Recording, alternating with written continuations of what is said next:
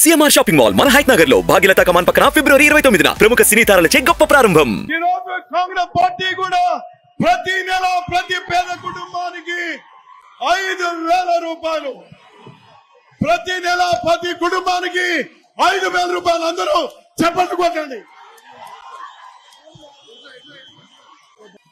అందరూ హర్షధ్వానాలు చెప్పండి, అందరూ హర్షధ్వానాలు చెప్పండి. ప్రతి పేద కుటుంబానికి 5,000 రూపాయలు guarantee.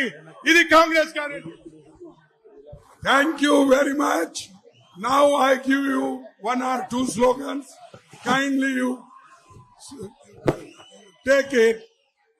Jai Hind! Jai Hind! Jai Hind! Jai Congress! Jai Congress! Jai Congress!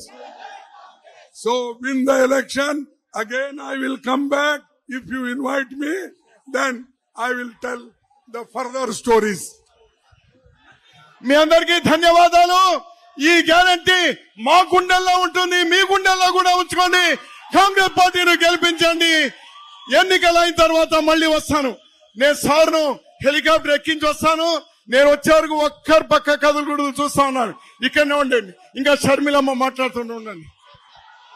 I thank everybody, including CPI, CPM and other youngsters. అదే విధంగా ప్రత్యేకంగా వచ్చినటువంటి కమ్యూనిస్ట్ పార్టీ నాయకుల్ని, రామకృష్ణ గారిని, సిపిఐ సెక్రటరీ, అదేవిధంగా శ్రీనివాసరావు గారిని కూడా ధన్యవాదాలు తెలియజేస్తున్నాము. నమస్కారం. ఇప్పుడు మన సభను ఉద్దేశించి పల్లం రాజు గారు మాట్లాడతారు, రఘువీరారెడ్డి గారు కూడా మాట్లాడతారు, మన షర్మిలారెడ్డి గారు కూడా మాట్లాడబోతున్నారు. దయచేసి అందరూ కూడా కూర్చోవలసిందిగా విజ్ఞప్తి చేస్తా ఉన్నాం. దయచేసి అందరూ మీ సీట్లో కూర్చోండి.